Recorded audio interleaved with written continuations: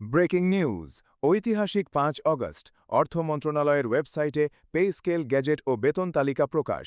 জুলাই গণ অভ্যুত্থান দিবসে কর্মচারীদের জন্য স্বস্তির বার্তা।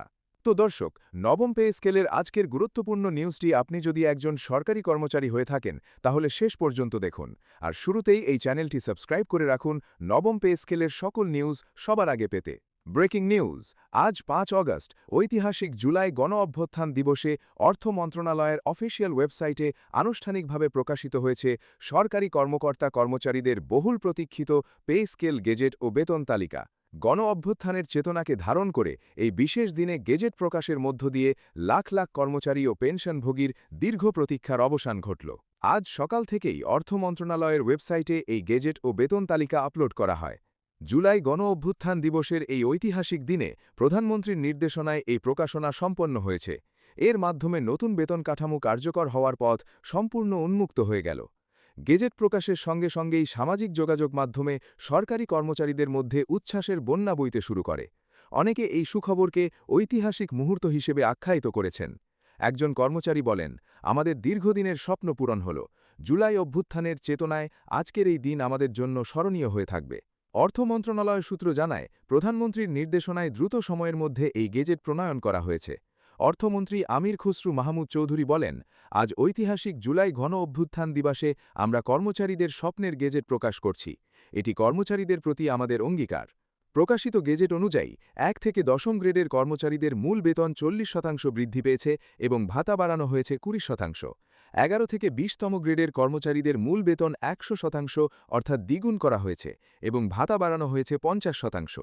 প্রথম গ্রেডের অফিসারদের সর্বোচ্চ মূল বেতন ১,৬০,০০০ টাকা এবং ২০তম গ্রেডের কর্মচারীদের সর্বনিম্ন ২০,০০০ টাকা নির্ধারণ করা হয়েছে।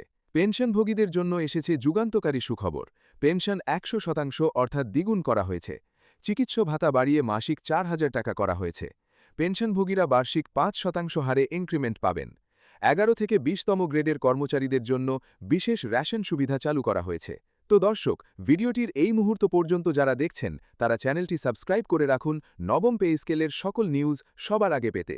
মূল বেতনের পাশাপাশি ভাতাতেও বড় ধরনের আধুনিকায়ন আনা হয়েছে।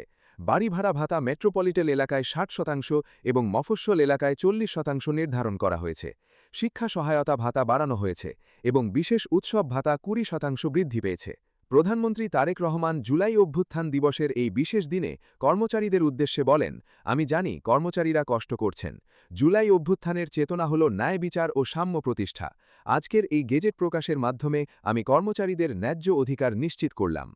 অর্থমন্ত্রী জানান, ইতিমধ্যেই বেতন গণনার কাজ শুরু হয়ে গেছে। কর্মচারীরা জুলাই মাসের বকেয়া সহ আগস্টের বেতন নতুন স্কেলে পাবেন। আগামী মাসের প্রথম সপ্তাহের মধ্যেই তারা তাদের বর্ধিত বেতন ও বকেয়া একসাথে পাবেন। সরকারি কর্মচারী সংগঠনের নেতারা এই উদ্যোগকে স্বাগত জানিয়েছেন। তারা বলেন, জুলাই অভ্যুত্থান দিবসে এই গেজেট কর্মচারীদের জন্য এক অপূর্ব উপহার। প্রধানমন্ত্রী ও অর্থমন্ত্রীকে আমরা আন্তরিকভাবে ধন্যবাদ জানাই। একজন পেনশনভোগী বলেন, পেনশন দ্বিগুণ হওয়ায় আমাদের জীবনযাত্রায় বড় পরিবর্তন আসবে। আজ ঐতিহাসিক দিনে এই সুখবর পাওয়া আমাদের জন্য অত্যন্ত তাৎপর্যপূর্ণ। আজ ৫ অগস্ট জুলাই অভ্যুত্থান দিবসে অর্থ মন্ত্রণালয়ের ওয়েবসাইটে পে স্কেল গেজেট ও বেতন তালিকা প্রকাশের মাধ্যমে কর্মচারী ও পেনশনভোগীদের জন্য নতুন অধ্যায়ের সূচনা হল। আগামী মাস থেকেই তারা তাদের নতুন বেতন ও সুবিধা ভোগ করবেন।